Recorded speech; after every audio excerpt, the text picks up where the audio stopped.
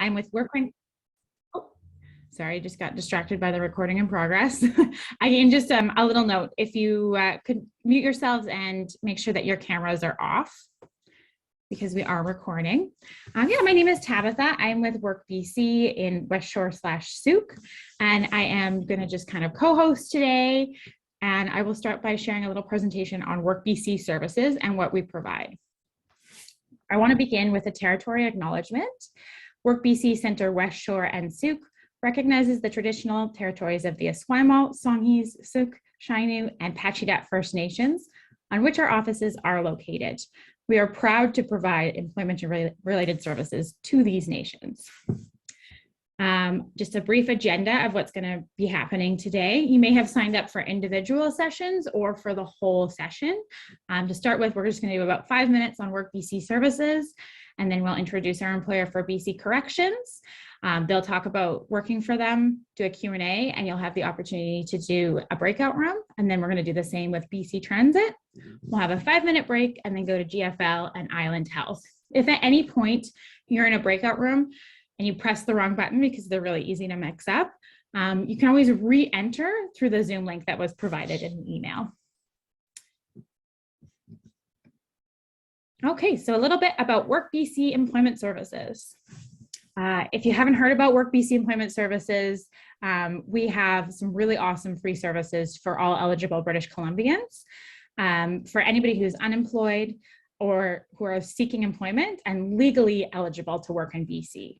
Some employed individuals may also be eligible for service, such as those who are at risk of losing their current job or underemployed, so not getting enough hours or making enough money, and British Columbians with disabilities. WorkBC centers are located all across British Columbia. So we oversee Sooke and the Westshore, as well as in Port Renfrew. There's also locations on the Southern Vancouver Island in Victoria and Sydney. WorkBC offers a range of services that support job seekers to improve employment readiness and to find or maintain employment. So we're here to help you find sustainable employment. Additionally, any BC job seeker can access the self-serve resource area of WorkBC Employment Services. So if you already have a job and you're maybe not eligible for some of these services, you can still utilize our Resource Center for free. Our Resource Center, as mentioned before, is open to all job seekers, and you will get use of our computers for all your job search needs or access to a printer or photocopier. A staff member is always there to assist you, so if you have any questions or you need any assistance, the resource centers are provided on a drop-in or appointment basis. We recently just reopened our doors. There is, limitations to how many people we can have in the room at one time, but absolutely you can drop in or give us a call. Our virtual workshops also cover all aspects of job search and job retention to ensure that you achieve your goals. So just a little taste of what we have: resume building, career planning, interview skills, hidden job market, and our new mature workers workshop.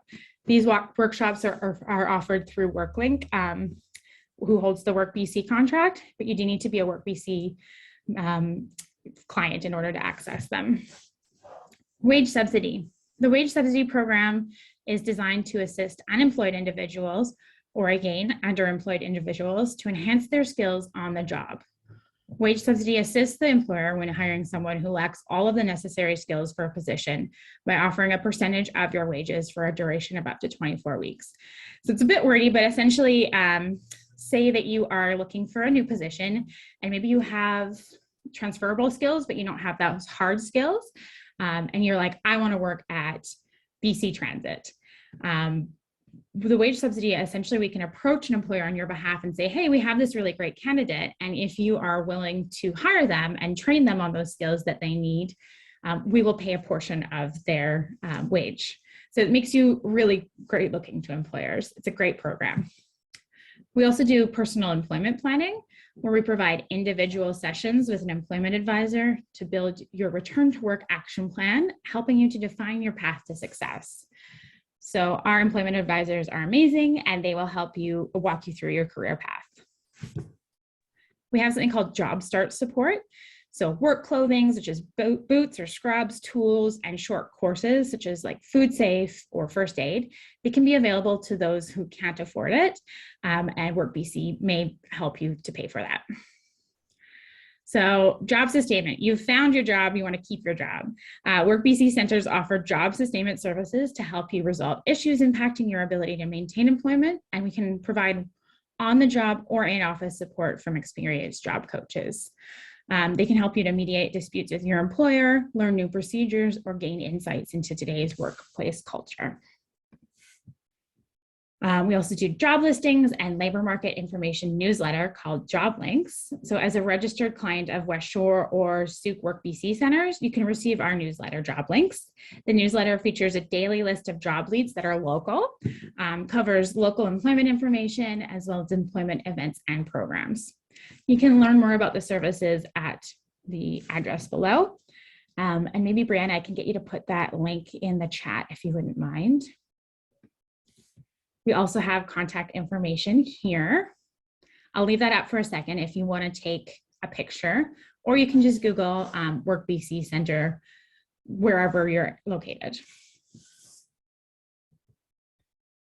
So as long as Chris is here, Chris from BC Corrections, we might be a little bit early. I am here. Can You're you hear here, me? okay. I'm just, I'm not the most tech savvy here, so I'm just scrambling to unmute myself, but I am here. Okay, Chris, if you want to also take yourself off of, or like let us see your video. Yes, I'm working on that start video. Here we go. I'm just no worries. putting my shirt on here, and then, no, I'm just kidding. Hang on one second. There we go. All right, I'm here. Can you see me? I can see you. So I'm going to just take myself off camera. And for those that are watching, in the top corner, if you're unfamiliar, in the view section, you can put it on speaker view, and that will allow you to see a nice big version of Chris. Is there, yeah, don't careful with the too big of a version. Yeah, it can be a scary thing here. Is there a way there, or an easy way to share my screen? Is what I'm looking for. Yeah, so just give me a moment here and I will make you a co-host. After you get made co-host, you can hold Alt and then hit S, and that will share your screen. Okay. And will it give me an option of which screen to share? Yeah, before you actually share it, it will let you choose what window to open. Sorry, just give me 1 second. Brianna, you might need to make a co-host. I don't think I have that ability right now because I am a co-host. Okay, will do. Thank you. And I'm just jumping right to co-host. This is amazing. This is the best promotion I've had, and yeah, this is a great moment for me. Really trying to love it. You are ready, Chris. All right. Just give me a shout if you need me. Okay. All right. So what was that? Control something? Actually, if you just go to the bottom of your screen, there's a button that says share screen. Oh, share screen. That's what I'm, okay. That's what I'm used to. Okay. A little bit easier. All right. And that will be, I gotcha. Okay. Oh my. All right. I will get there and I'll figure out that at some point. But thank you for having me, Tabitha. And I appreciate being here. My name's Chris Catania. I'm from BC Corrections. Have been in the organization for just shy of 30 years. So yeah, I mean, I'm happy to have this opportunity. I'm looking forward to post-COVID times when we can actually get out there and meet people in person. But this is the next best thing. So thank you, everybody, for tuning in to see this. I'm going to show you a video here. It's our promotional video. It's just sort of our standardized video about BC Corrections. But I just wanted to share with you a little bit about how I got here and what my job entails. So I'm the recruitment officer. I work for BC Corrections. That was based on experience that I had over so many years, or being old. Like I said, it's been just shy of 30 years that I started in youth custody in this career that I knew nothing about. Probably not much unlike a lot of people out there. And I really enjoy the opportunity that I have to represent now after all this time, because it's nothing that I knew anything about When I got into the career, I was on a path to being either a teacher or a police officer, and I like to think I landed right in the middle is how I see it. It's been a fantastic career for me, both professionally as well as personally. I'm not going to lie about the personal end of things. It's allowed me to raise 3 children with no childcare, with the shift work that I've done, and been available for my kids, which is a huge asset to me. It's, and my lifestyle. So I started in youth custody working with young offenders years ago. After 20 years of doing that, I transferred over to adult custody, and it's been a seamless transition right up into this position that I'm in right now in recruitment. I didn't really gravitate towards the position to begin with because I was enjoying the work that I was doing within custody, but after some more encouraging from the other side of what they saw was potential in me to be the person to get out here and talk to people, I decided to take it. I would love to. Okay. Oh, sorry. So, hello. So yeah, I eventually took the position, and it's been a fantastic position. I've now realized to go out and talk to people about the career I knew nothing about, and just sort of spread the knowledge that I had coming into the position, and then it's a lot different than people think. I think most times when people think about a career in BC Corrections, they think what they see on TV, the Americanized sort of versions of jails, an officer rattling the bars with his baton, walking back and forth, or maybe orange is the new black is the other sort of common sort of reference, but it's nothing like that. And it's, there are moments that may have glimmers of that.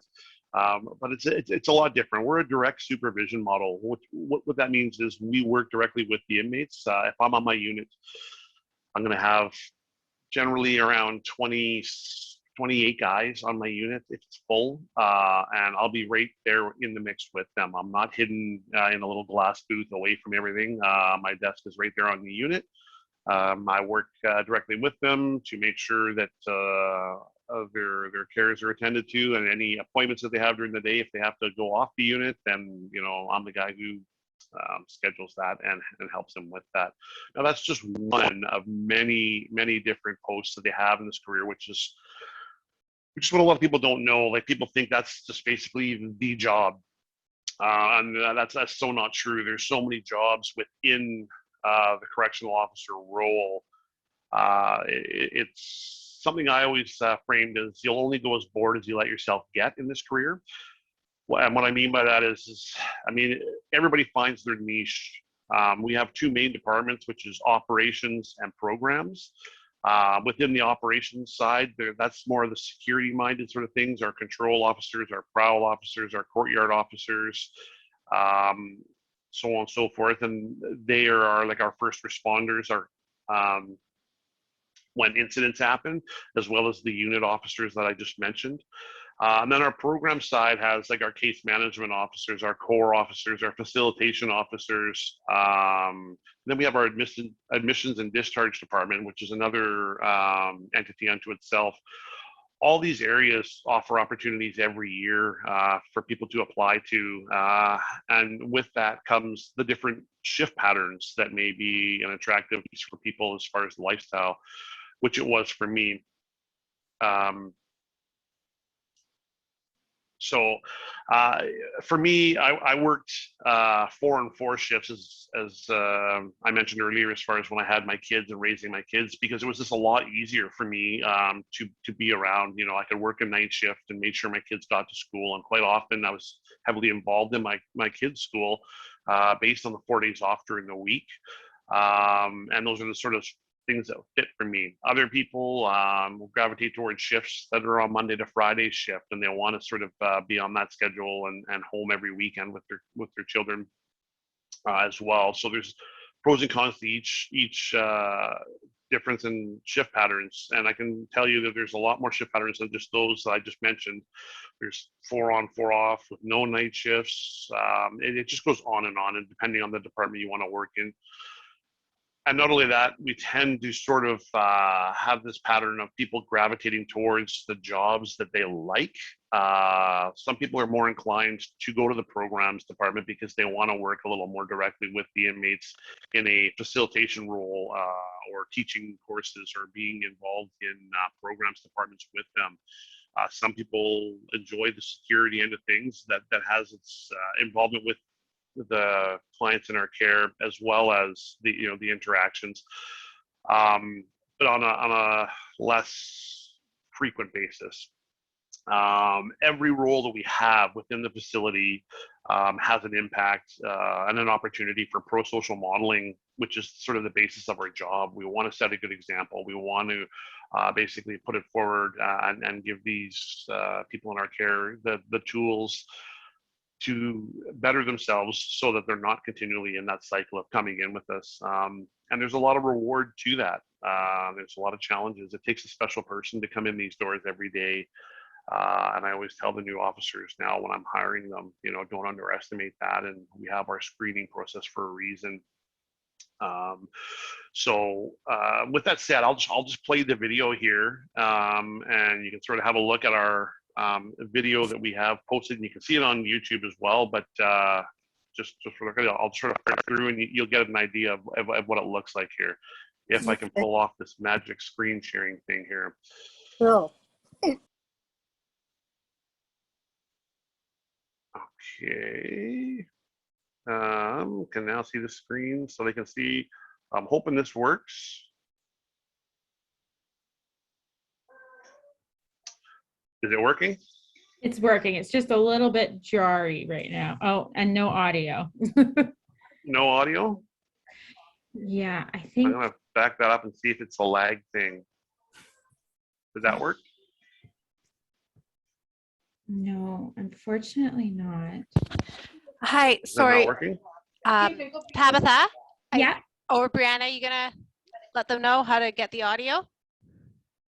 I actually can't remember. Brianna, do you remember? It's been a while since I had to do this. Unfortunately, not. Maybe Danielle, do you know? Yeah, I just gotta open up my, sorry, I gotta get mine to full view screen. And I believe that if you go into share, quality? you have to go into share into share screen.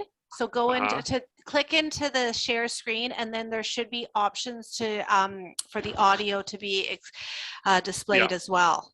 Is that working for you? Well, there's an auto, and then there's 4K. So do you want it to be lower audio? Sorry, Chris. I think she means on Zoom's share screen. So on the bottom of Zoom. Okay, hang on. Yeah. If you right click on it. Right click on it. Okay. And then what am I looking for? There should be some audio function. So subtitles, settings, No, setting. again, it's on the Zoom. I'm gonna get out of here. Yeah. Get out of this exit full screen. And your share screen. Okay. And then go back to the Zoom. Yeah, just to go back to the Zoom screen, and then if you go down to at the bottom of the Zoom screen, there's like the participants, chat, share screen, record, reactions, those little icons. And I think if you like right click on the share screen and go into it, it'll give you the options to share some sort of audio as well. Okay. I'm not seeing it. I don't know whether I'm. Okay. Chris, if worst comes to worst, what we could do is put that link into the chat button and people can click on it. Is that better for you? That works for me. Yeah. Okay. Just give me one Stop second. sharing. Yeah. Stop sharing. So I'm back now, right? It's not sharing that. You're back. I'm back. Okay. Well, unfortunately, you're stuck with me, and I can continue to talk about the career forever because it's been a career that I've been involved in for so long. And even more so, I didn't make the video when they made the video, so you're not going to miss out on me in the video. So that's my end of things. So in the video, basically what it's basically getting. So I don't know if it's answering these chats at the bottom. Is that Is that on Yeah, your end? yeah. Don't worry about the chats. I know. Okay, perfect. So the video, it's out there on YouTube if you want to Google it up. It's there. There's also a video that shows our COPAT, which is part of the testing. And it's a good idea. It's sort of basically to get an idea. I have a PowerPoint, and the reason I didn't choose to use the PowerPoint today was because it's a lot longer than the time frame that I have here today. And I didn't want to sort of hack through it and make it confusing for everybody. But essentially, in the PowerPoint, it goes through what we do on the job and the centers and the opportunities available. So what I can tell you right now is we have a posting that's open right now across the province, and you can look that up, or I can send the link to Tabitha if I haven't already. Now this link that's open right now for our posting closes on Sunday, and that's not a pressure tactic or a sales tactic. I don't get commission for everybody that I bring in. It's just a reality. But the good news is after Sunday, when that posting closes, we're going to have a new posting that opens on Monday. And that's just our way of breaking applicant pools into manageable numbers, because we literally deal with thousands of applicants that we have to screen through. So the posting that's open right now closes Sunday. We'll have another one opening Monday. Now, Sorry, in that, just to interrupt, I have put it in the chat. So if people want to take a look at that, they'll be able to. Okay, perfect. So in that, there's lots of different little links when you apply. And somewhere in there with our applicant guides, there'll be all the information to contact a recruitment officer in your area. And it doesn't really matter what recruitment officer you approach. I'm on Vancouver Island, so I tend to get the applicants that are on Vancouver Island, like for here or Nanaimo.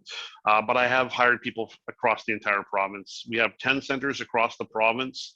It's your choice to where you want to work. We don't just hire you up, train you, and then send you off to somewhere you don't want to be. You make the decision of where you want to seek employment, and then we make that happen for you.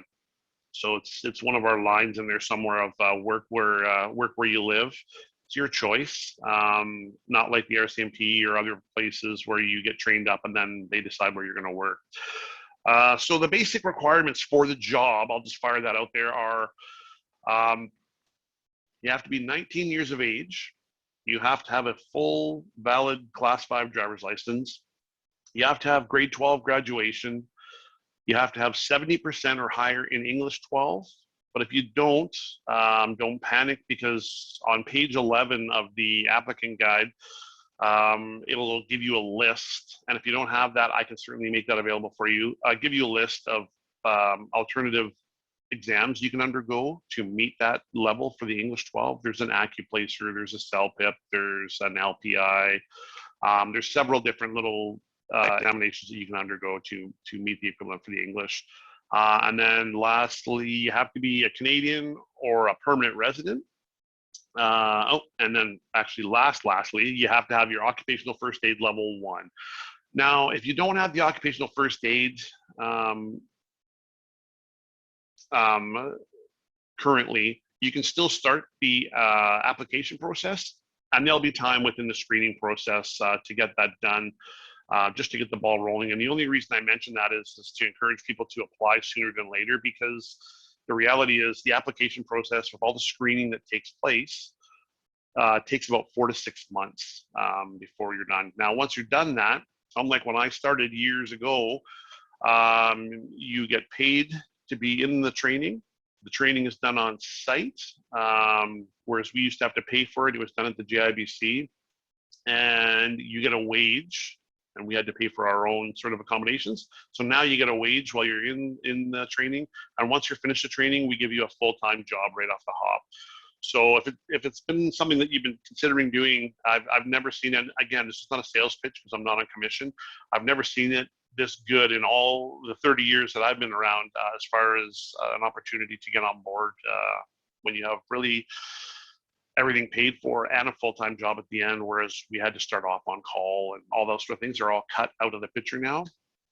So it's a good opportunity to get into a government job, full-time, paid for, and have a full-time position right off the hop. So if that's something you're considering looking into, I'm sure Tabitha has all my information, or you can look me up at chriscattaneo.gov.bc.ca. And I'm more than happy to answer any questions at any point in time, or look up our BC recruitment site, and I'll be on there as well. And I'm more than happy to answer questions with anybody at any given time. It's slowly starting to open up, which is nice. With the COVID restrictions, normally I would have people come in and I would talk to them. Now we're doing a lot of stuff virtually, and I'm more than happy to do that as well. So if there's any questions that anybody has about the job, or any of the details that I've said too fast and you want to get more information about, I'm more than happy at any point in time for somebody to contact me and get more information. Awesome. Thank you, Chris. I think we're getting close to the end of your time here, but I'd love to do a brief Q&A for anybody that is interested. I'm just checking in the chat to see if there's any questions. If anyone has any questions that they want to ask here now, as opposed to in a breakout room, please feel free to unmute yourself or put it in the chat. That being said, if there's anyone that does want to go do a one-on-one, or probably multiple people with Chris, we have the ability to put you in a breakout room. So if you could just use the raise hand feature, which is on the reactions, I'll do it as an example. You'll see that, or you can put a little "I'd like to go in a breakout room" into the chat. Okay, so we do have one question here. I noticed BC Corrections requires English proficiency scores. I've taken an IELTS test last week and had the results online already, but the official test report form is on its way to mail to me. May I submit the online score first? It also contains every detail of myself and the test. And once I received the test report form, I would hand it over. Yes, I believe that would actually suffice. And just to be certain, you could certainly send it to me, and I would have that verified to confirm that. Great. We also have a question here. Is foreign-related experience taken into consideration when applying? All related experience is taken into consideration. There's no real cookie cutter mold of what I'm looking for. We have a vast variety of people in our care. So my sort of normal spiel is we have to have that as officers as well to care for the people that we do. So absolutely. Awesome. And we'll do one more question, and then it looks like there are a few people that want to go into the breakout rooms. So maybe while I'm reading this question, Brianna, that will give you some time to organize the breakout room. Do you have surveillance activities, meaning people analyzing administrative data like number of crimes and identifying population patterns, and do visualizations, geospatial maps, reports, and could you talk about that? We do, and that's sort of part of the BC Corrections mold that I'm not responsible for outside of the center. That's more in the, I'm trying to remember the name of the sector in there, but we do have that based through our headquarters. They do all that stuff, policy analysts and all that stuff. They do all the work behind that. And again, one of the opportunities that you can work towards with being in corrections, there's a huge gamut of opportunities that come up through connections, like working here. Awesome. Yeah. Okay, Brianna, are you ready to do the breakout rooms? Yeah, I'm just setting up right now. One sec here. Awesome. We'll just give that a second. Thank you so much, Chris, for your time. So what's going to happen is those that wanted to join in the breakout rooms, a thing will pop up on your computer asking you to go to the breakout rooms. When you're finished that, there will be a button. I'm not sure what's going to show up on your screen, but it'll say return to meeting or leave meeting. If you want to come back to watch the next sessions, make sure that you press return to the meeting. If you accidentally, because I've done it myself, press leave meeting, you can log back in with that same Zoom link that you used to access the meeting today. So don't be worried about that. Tabitha, it's Danielle here. So anybody in the START program, I know I said that the breakout rooms are at the end of the whole session. If you want to go now and then return to the rest of the fair after, if you're going into the corrections breakout room, that's how it's going to work. Okay. Thanks, Tabitha. Thank you. Okay, and I believe we have Laura here. I think I saw you in the meeting area there, Laura. Yes. Laura from Hello. BC Transit. Hello. Hello, everyone. So I'm going to just close this up here, Laura, and I'll hand it over to you. Chris, you're going to be put in a breakout room in a second here. Yeah. Okay, so I don't have to do anything, right? I'm just going to. You're good. Yeah. Brianna's just working on it. So those waiting to go into the breakout room, it'll just be a second. It's a lot of stuff going on behind the scenes with the technology. So where it says Brianna is inviting you to join BC Corrections, that's me? Yeah. Click on that. Click on that and get out of here. Okay. And get out of here. Thank you. Thank you very much. Thank you. And Laura, did you need to be a co-host? Yes, if you could, I'd like to share a presentation if possible. It'll be great. Hopefully I can get it to work. We use MS Teams at work. Okay. So I'm not a huge Zoom expert. It's all good. I think that Brianna will need to do that because I have given up my hosting powers to Chris. I might take a second. She's got a lot going on behind the scenes. So I'll just hand it over to you. And I will be here. If you need me, just shout for me. Yeah, no problem. So I'll just start gabbing away and then I can show the presentation after once I have the sharing capability. So welcome everybody. I am Laura Rini from BC Transit. I'm one of our, it's a long title, so apologize, Strategic Talent Attraction Specialists. There's 5 of us on the team, so we do all the recruiting for BC Transit here in Victoria.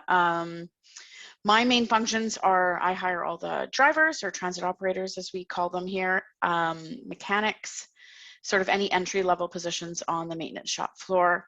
And that's what I'm currently doing. I will be moving into a different role in the next few months once I train my replacement. So, and I'll be then working in our business development division, recruiting, helping them recruit for their roles. So I'm going to talk about all the positions we have available today once I can show the slide. I think it's up for you now. You think it's up? Okay. Yeah. Oh, sweet. Perfect. See if I can get this to work. Nope. Oh, can you guys see the presentation? I can see it. Okay. Yeah. But you can see the notes section. How do If you want to close your notes, you might have to stop the screen share. I find it's a little bit tricky when you're sharing the screen. Okay. Let me. Sorry, everyone. It's all good. I think we're all used to the the Zoom technology being crazy. Okay, we'll see if this works better.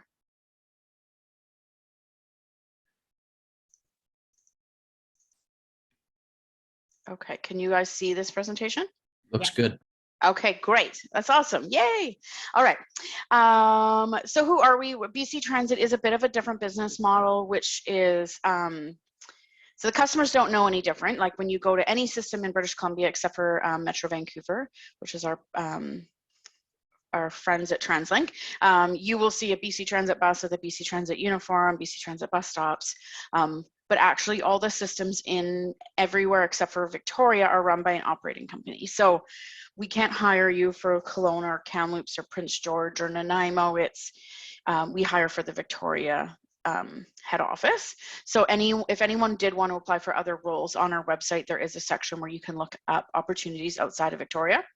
And those operating companies have different, each one of them is different on how they accept applications and what their rate of pay is and those types of things. So the benefit of working at our head office in Victoria is the employees that work out of Victoria are actually part of the government because we're a Crown Corporation. So you get the pension, the benefits, and all the greatness that comes along with that. And we have tons of divisions. So we hire quite a bit. So we have an operations division, asset management, IT, finance, business development, and then where I am in the people and culture division. And so when we talk about like the mechanics I hire, they work just in Victoria, but our fleet inspectors actually inspect buses throughout the province, and our stockroom clerks are shipping bus parts throughout the province. So our stockroom is really large. Our IT is supporting the whole province and helping those operating companies. So our head office is quite large, even though we only, technically hire 550 of the drivers in all of the province. The rest of the admin jobs are quite vast at our head office. So just so you know that our 6 core values at BC Transit, we take very seriously. We sort of loop them into everything that we do. So safety is obviously our #1 concern. Our bus drivers have, and the mechanics that fix the buses, have people's lives in their hands, and equipment's worth $1 million. So we make sure everyone is top of mind for them. Paired with our customer service, we want people to come back and ride the bus. We obviously want to increase our ridership because that's how we can expand and add more service. Teamwork is paramount in everything that we do here at Transit because we're the company's so vast, and innovation is really important to us. Obviously, we're government, so we're pretty slow to make changes and decisions, but hopefully we can make them as fast as we can while following the proper process. So you probably saw in the news that we're just working on electronic fares. So it'll be a mobile payment option. So that team is going to grow because that's going to take a couple years from now until completion. So that'll be coming soon. We'll still take cash for some time. It'll be a hybrid for a while. Trust and respect's one of our other ones, and then community, so serving those in our community and being responsive to their needs. Some of our current employees. So the current opportunities that are on our job board today, right now, we have the manager of corporate strategy. We have a senior accountant for asset management division, transit dispatcher. So they're the ones that are scheduling the drivers on our spare board. They're covering shifts when people call in sick.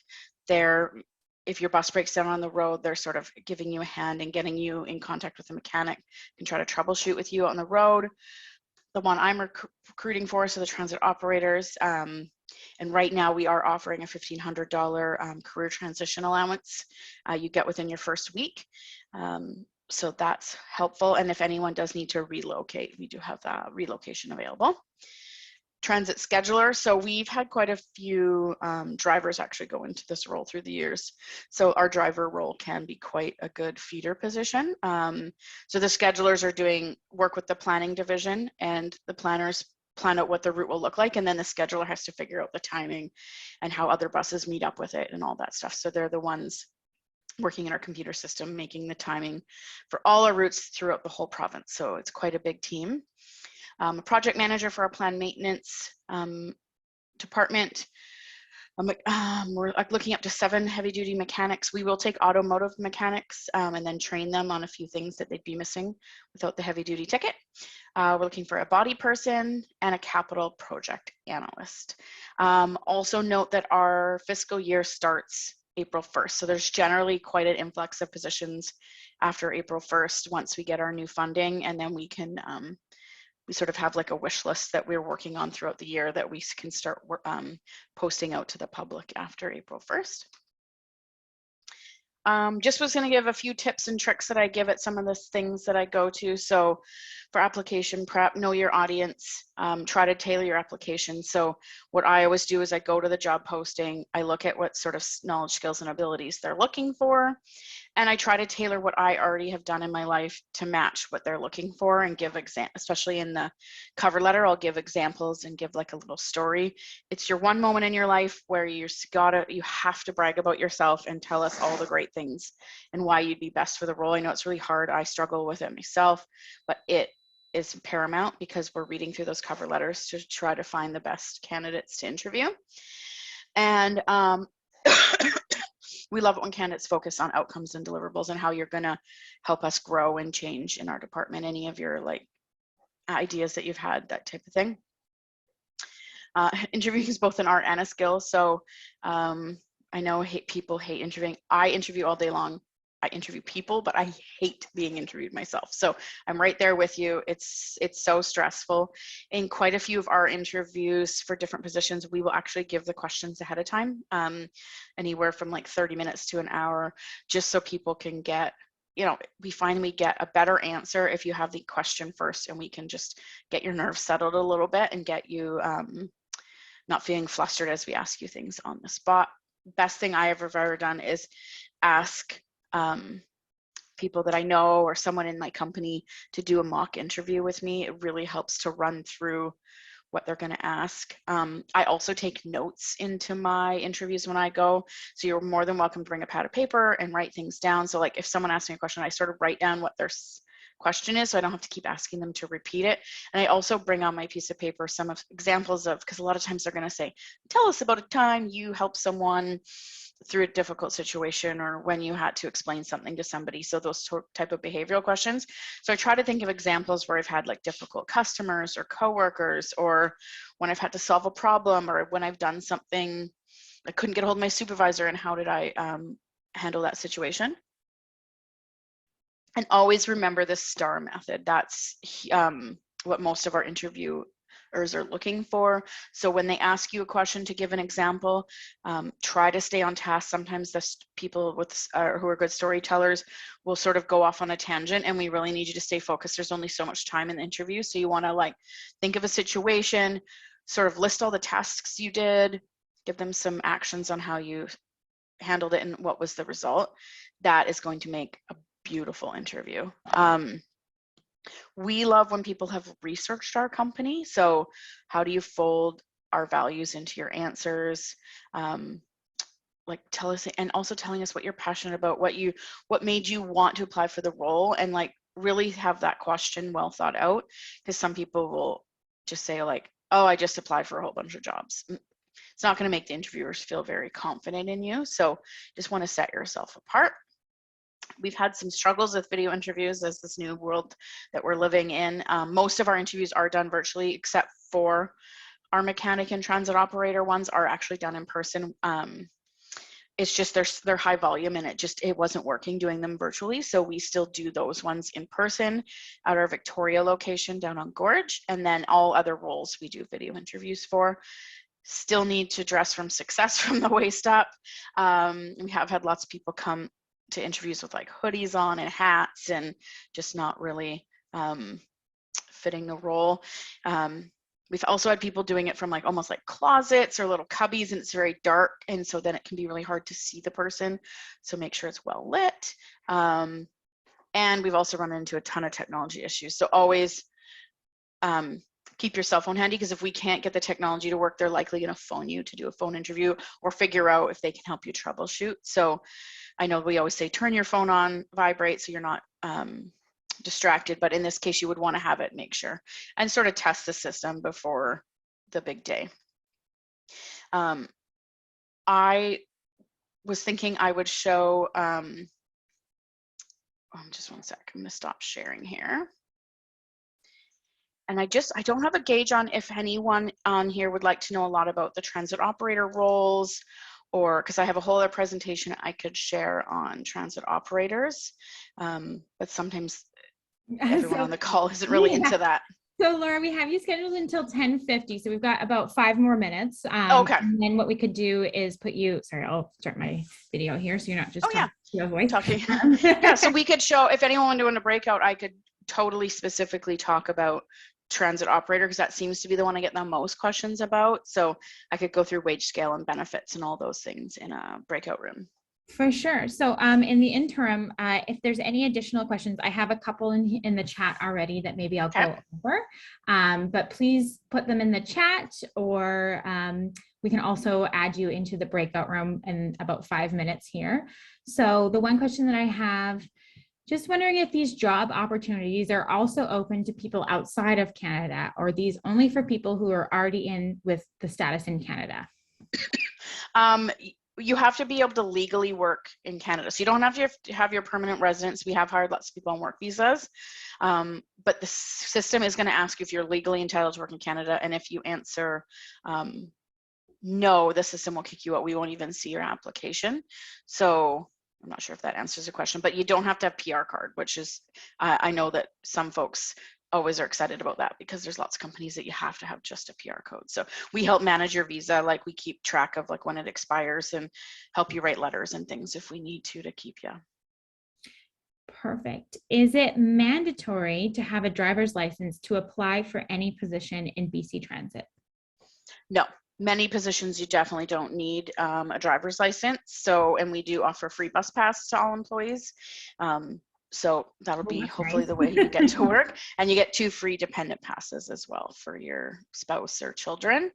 But yeah, there's just any of the ones I recruit for, yeah, you need a driver's license, but no office jobs really need it unless you're doing, there's a couple where they're doing like the insurance admin. So they have to race to and from ICBC in one of our, they don't have to have a car though, because we have cars for employees to use, electric cars. Oh, nice. Perfect. Okay, we have another question here. It says, you've spoken about going into a different role within BC Transit. With that, I have 2 questions. One, will there be opportunities in the BDM side after April 1st? And if so, can this person discuss with you? And 2, how easy it is to transfer / move up in BC Transit? I find it really easy. I started actually over 9 years ago as a fare box clerk. So in the operations side of the company, taking money off the buses at night just to get in, because it is hard to get in sometimes. So back then there was only like 1 posting a month, not like the 10 we have right now. So, and then they ended up helping me pay for my education in HR, and then just kind of have moved up since then. So, and then the business development, I haven't got the list yet of what will become available, and I won't probably move into that role till June once the new person's hired and trained and all that stuff. But anybody can reach out to me on LinkedIn. I'm always on there chatting with people, and if you see an opportunity, absolutely reach out and ask. If it's not me, I have 4 colleagues, so I'll get you in touch with the right recruiter for that role. Awesome. Okay, we have 2 more questions here, and then I think we'll move into the breakout rooms. So again, just to give Brianna time to get the breakout rooms, she's putting it in there. Please raise your hand because it takes a few minutes to organize that. Raise your hand, or preferably raise your hand or put your name in the chat here. Okay, so what kind of experience is required to apply for BC Transit? And is there any specific requirement for anything? So what's required is you have to have a class 5 license. We just require you to have a class 2 learners before your first day, so you don't have to have it to apply, so you can get the application going right away. We found that was a barrier for people to have it before they applied, so we took that out, and now we just require it for your first day, and that's just a written test at ICBC. We do all the air brake training in-house. I forget what the rest of the question was though. Just, is there any specific requirements? But I think you've answered. It's just the licensing, and then you can see like you're only allowed to have 1 accident, 1 at fault, or 1 violation, but all of those requirements are in the posting. Perfect. And then I'm just going to answer this one, ask this one. Does the application always get done through your company website? Yes, always. We need to track it through there, and then that helps us with our retention policies and things like that. So. Perfect. Well, thank you so much, Laura. We're going to send you over into the breakout room. It looks like there's a couple of people that want to be added in there with you. And again, sorry to repeat myself for those that have heard it already, but once you're in the breakout room, when you're ready to leave, there'll be an option to either leave the meeting or return to the main room. So it's up to you. If you, we're taking a 5-minute break right now. We're going to come back with GFL and Island Health. So after you're done, if you want to come back, come back. If you get kicked out accidentally, just use that same Zoom link to access it. So we'll keep our cameras off and our ourselves on mute, and we will be back with Heather from GFL at 10:55.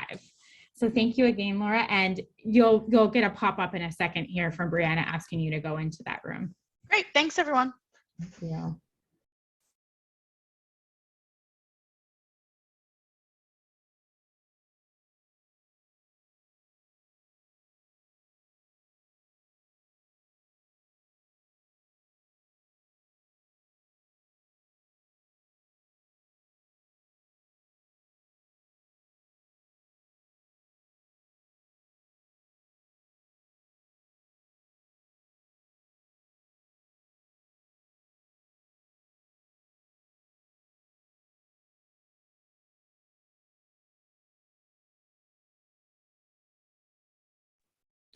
Hi, Heather. I see you're here. We're just going to take a little 5-minute break, and then we'll be right back at 10:55 for your presentation.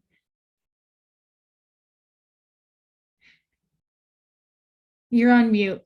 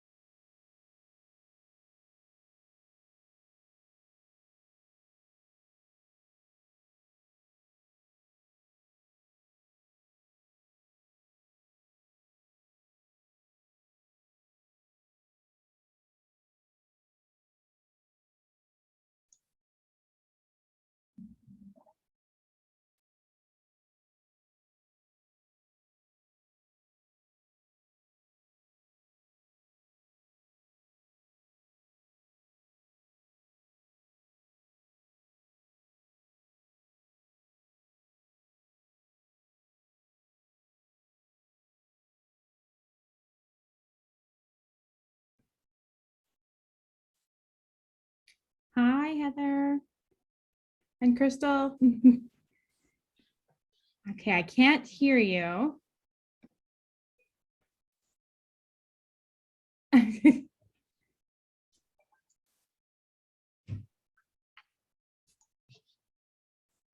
We'll come back in a minute here. Is there an option to dial in? Okay. What? Oh no. Okay. I'm going to send you the dial in option. Okay. I will, is it best to email or put it in the direct message here?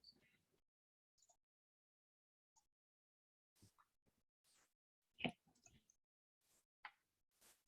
Just be one moment here. Of course, we have some technical difficulties, everybody. That's just part of the process.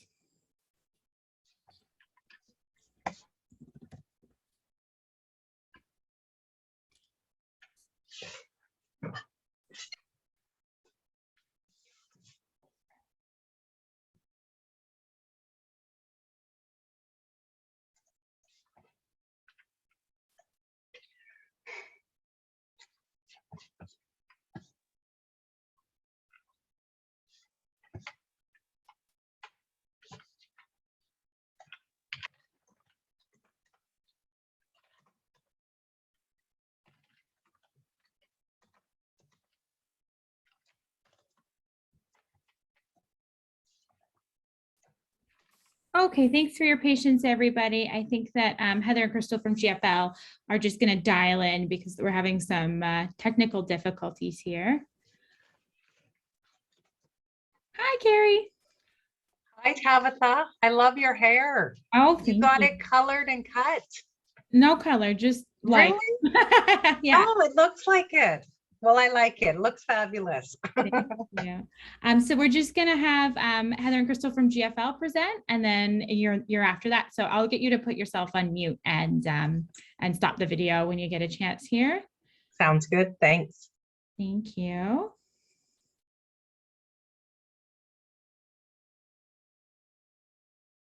Okay.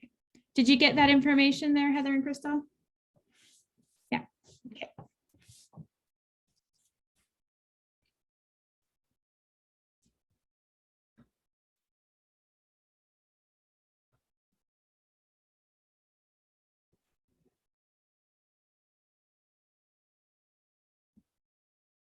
Just be a moment here, everybody. There we go.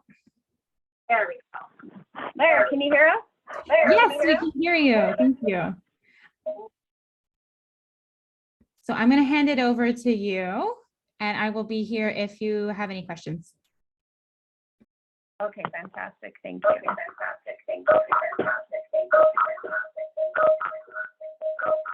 Just one note, I think you might want to mute yourselves on the actual video portion of it because there's a bit of feedback there.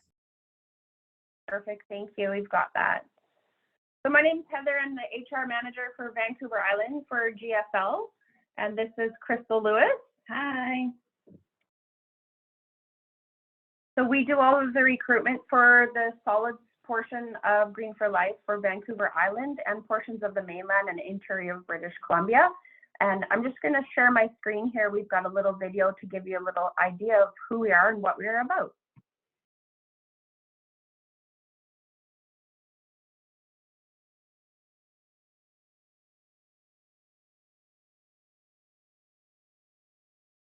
Unique solid waste handling challenge. We can't actually see your screen. Oh, you can't see our screen?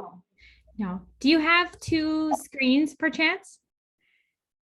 No, we're just working off a one right now. That's okay. No problem. We'll just wing it here. So we'll just tell you a little bit about GFL. So our head office here is located in Langford, and we were founded in 2007. Our headquarters is based out of Vaughan, Ontario, and currently we have over 19,000 employees. Some of you might know us as Alpine Group. We were previously Alpine on the island, and GFL bought out Alpine Group in 2019. So there's three different parts of GFL. There's our solid waste division, our liquid waste division, and our infrastructure division. We mostly focus on our solid waste division in with us. And currently right now on Vancouver Island, we're recruiting for Class 3 drivers. We have about 5 vacancies currently for Class 3 drivers. That position does have some heavy repetitive lifting. There's some labor work with it. We're looking for responsible individuals with a positive attitude and sense of pride, someone that's customer service focused. The Class 3 driver's license is an asset. However, at this point, we are helping eager individuals to obtain their driver's license. So it isn't a total prerequisite, it's just an asset at this time. Obviously, any experience in the recycling or waste environmental industry or environment is an asset as well. We are also looking for Class 5 drivers in our portable route driver department.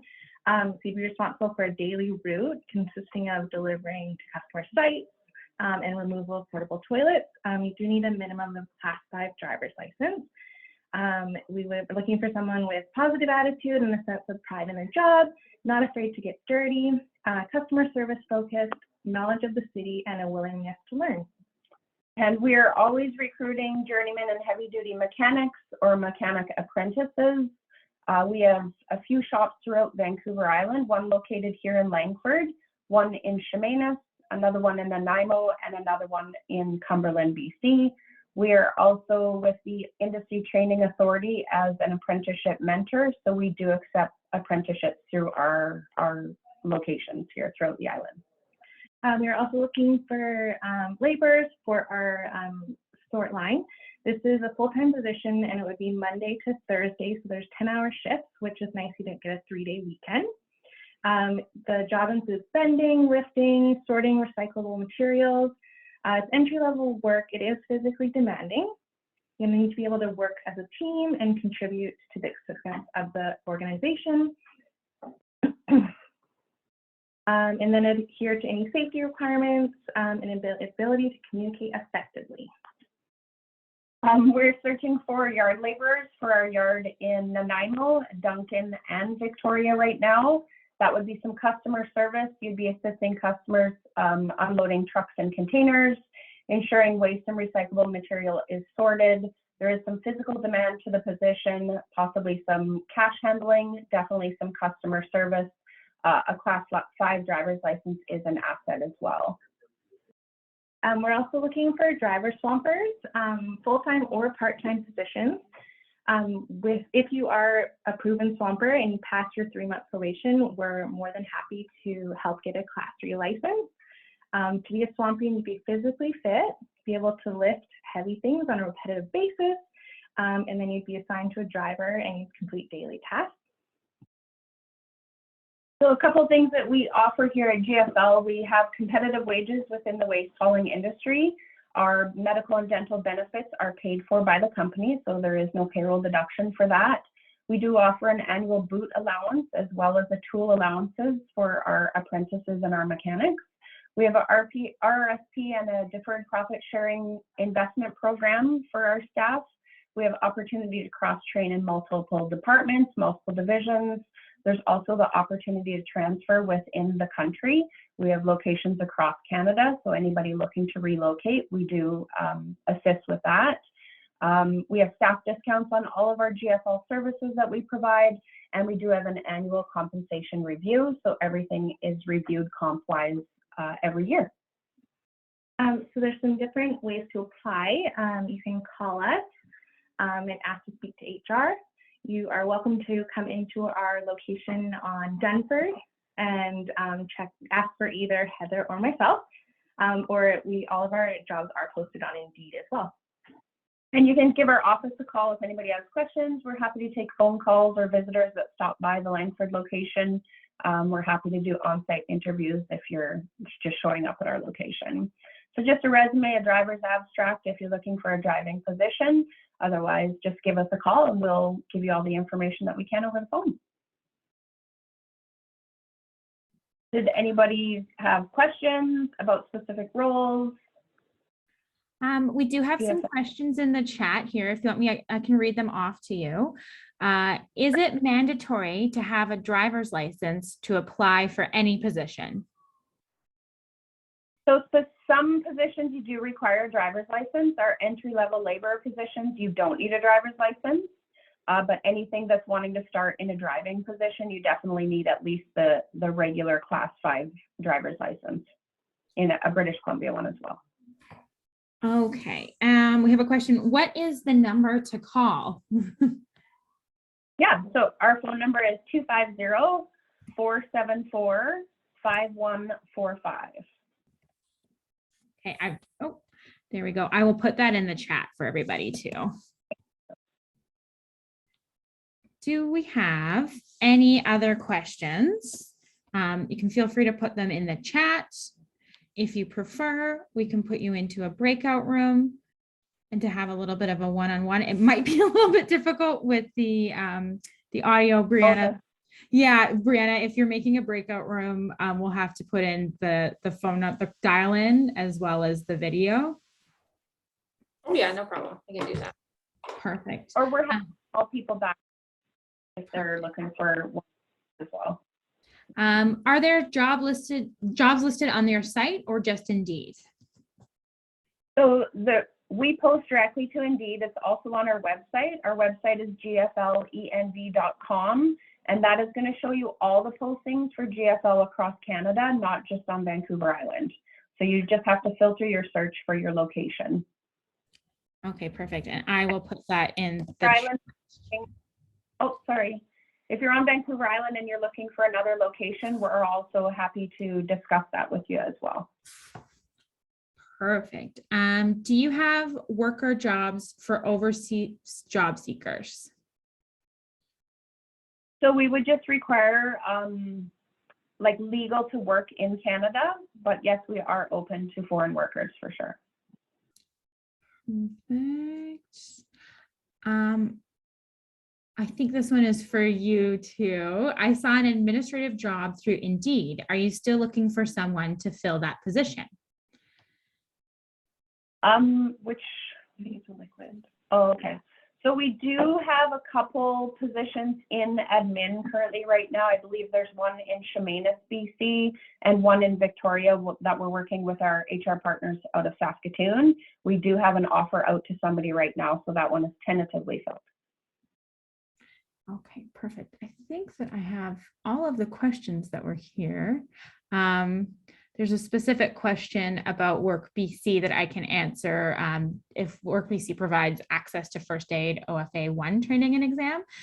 So just the best bet when asking for specific questions is to talk to an employment advisor or call WorkBC directly. I can't say a blanketed yes or no because it's really dependent on your eligibility based on a bunch of different factors. So I can say that WorkBC, you may be eligible to get paid training for those things, but best bet is to contact directly. We have another question here. I actually saw a welder job, Canada. Are you still looking for someone to fill this position? I'm not familiar with that posting. That's not one that we have posted, but I'm happy to look into it for whoever it is, and I can reach out after this meeting for sure. For sure. Alberta, you might want to join in on the one-to-one as well, or in the breakout sessions if you want to chat. I'll just give it a couple more minutes for questions to come in through the chat here. Anyone else, anyone? And again, just raise your hand using the reactions button that you can find on the bottom of your Zoom if you'd like to be put into the breakout room. Okay, I think that is it for questions. Oh, jobs over 30 days on Indeed. Are they still available? Would depend on the position. We are, for our Class 3 positions, we've had the ad running for quite a while. We are actively recruiting. We're just seeing growth within the community like everybody's seeing in Langford and Sooke. You can imagine the addition of all those buildings and facilities mean more garbage and more recycling, which we are servicing the area. So it's not a high turnover rate situation. It's we are expanding and need extra help. So yes, we are still recruiting for those positions. Perfect. Okay, so I think what we'll do is we'll just move you over into the breakout room. And again, sorry for repeating for those who've heard it already. Once you enter the breakout room, first of all, there's going to be a thing that pops up on your screen that invites you to the breakout room. So just agree to that. Once you're finished, there'll be an option to leave the meeting or return. So we have another presentation at 11:15 with Island Health if you want to return. If you accidentally get kicked out, then just use the same Zoom link that you used to access here.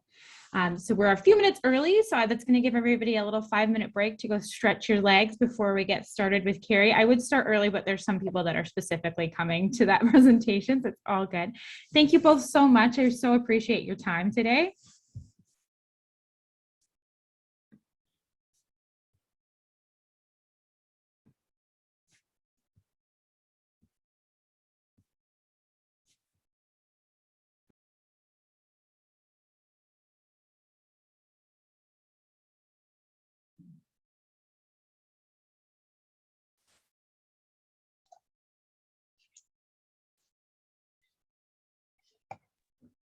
Gary, I'll be right back in about 4 minutes here with you.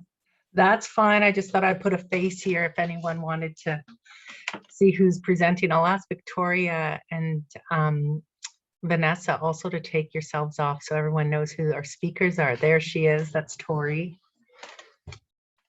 Thank you. I'll be right back. Vanessa. Okay, thanks, Tabitha.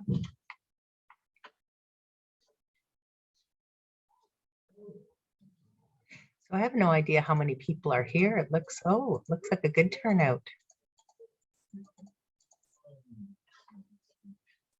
Lots and lots.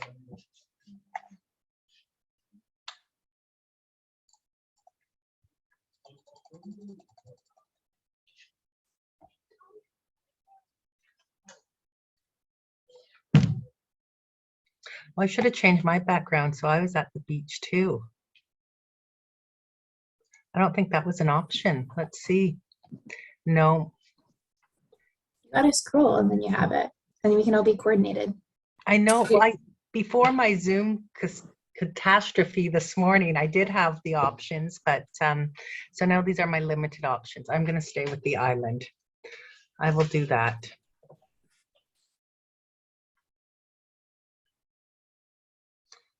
Okay, there we go. Is your Zoom working now, Carrie? Thank goodness, yes. I was just saying that I went to do something and then ended up crashing my whole Zoom an hour before the presentation. So you can imagine my stress level beforehand. I was like, I got to get this working. So I called IMIT. It was awesome. They got me up and running. So, and here I am. Nice. Yeah, had a little panic attack, I won't lie. Perfect timing though. You made it. So that matters. And I've told every single person here on the call, which I don't mind. I have no secrets. I'll share that with everyone there. Oh, so I won't lie. It felt like a Friday today.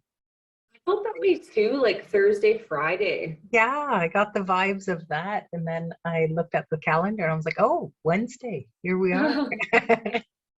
I know. I get to dog sit my mom's dog over the weekend, so I'm pretty excited because I don't have a dog, so I'm excited. Aw, that's good. Are you at the office today or are you at home? Yeah, no, I typically work from the office, so yeah, Right. I was in there. And yeah, Bree was going to come in, didn't make it today. Nice. So, yeah, I feel like I want to come in, but then it's like to haul everything over there, it just seems like so much work. it is. I don't blame you. And I couldn't work. Like, I know some people, I think Tori was like that, where she only brought her laptop and I'm used to the 3 screens. So I was like, I can't do that. Are you working on 2 or 3 screens? I brought 2 now. I'm moving up in the world. You are, yes.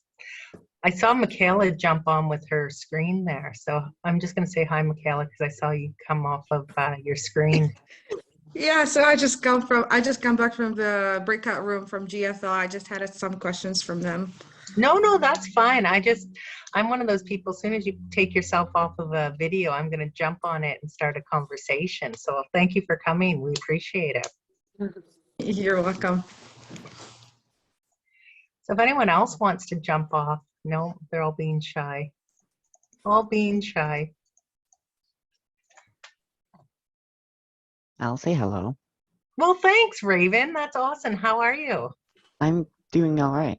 Yeah? What are you up to today? Yes. Just checking this out today? Well, I'm with thank the you. START program, so. Ah, okay.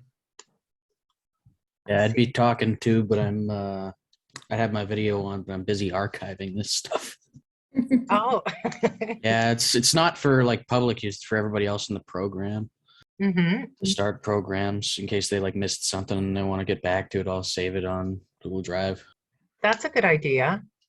So Carrie, our START program is through WorkLink, and it's a youth employment program for those aged 15 to 30. So we have a lot of participants from there today, which is awesome. I'm glad that is. Yeah. Okay, I'm just going to give it 1 more minute here, just in case there's anybody that's coming in just specifically for this presentation, but it's always good to see you, Carrie. Thank Carrie, you, sorry, I can only actually see you right now. I don't, just the way my screen is set up here. Are you going to need co-hosting ability? No, because Tori, my colleague, partner in crime, and Vanessa have joined me. So you're getting 3 for the price of 1. So Tori's going to be doing the presentation today, or manning the presentation. And Vanessa and I will just jump in when it's our sections to speak here. So maybe Tori will need to co-host. I really like your hair. I don't know what, is it just the new bangs? I think it's the bangs, yeah. I love it. I've been wanting, and I'm sorry for the rest of the group that's here wondering why you're here and we're talking hair, but I knew Tabitha when she didn't have bangs, and she looked lovely, but I really like this haircut. It looks awesome. I'm going to copy paste next time we do this again. You'll be like, oh, Carrie, you really like my hair. You went and got a haircut. Perfect. Okay, I'm going to hand it over to you. Thank you, everybody, again for joining us. And if you need me or Brianna, just give us a shout or in the chat. Again, at the end, we'll do a Q&A, and then we can give the option to go into a breakout room as well. We have a little bit more time because you are our last presenters of the day, so we gave you lots of extra time if you do need to go over a little bit. And if anybody has any really pressing questions because they need to leave right away at the end, then just put them in the chat and we can get to them. And I just want to also let the participants know today that we will share the recording and any other information about job postings, etc. We'll send that out to everybody. Okay, thank you. I'll hand it. Thank you. Awesome. Thank you so much for the introduction. I'm going to share my screen just to go through the presentation with all of you. Again, we do have time for questions at the end, but please put them in the chat whenever you have them, just so we don't miss anything there. Can everyone see my screen okay? Yes, I can. Cool. Yes. Awesome.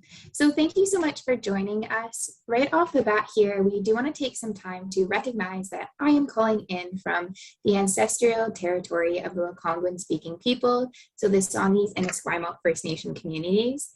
I would encourage you to take some time to also recognize the land that you are calling in from today. It is with much gratitude that I thank the Songhees and Esquimalt First Nations people for this land that allows me to work, live, and play on. And I am also dedicated to continuing my education on Indigenous cultural safety. All right, so myself, I am Tori. I'm a recruiter with Island Health, and I'm joined here with Carrie and Vanessa, who are also members of the recruitment team. All 3 of us have very different portfolios within Island Health, so if you have any questions, it's definitely the case that one of the 3 of us would be able to answer them just based on the positions that we support and the roles that we typically recruit for.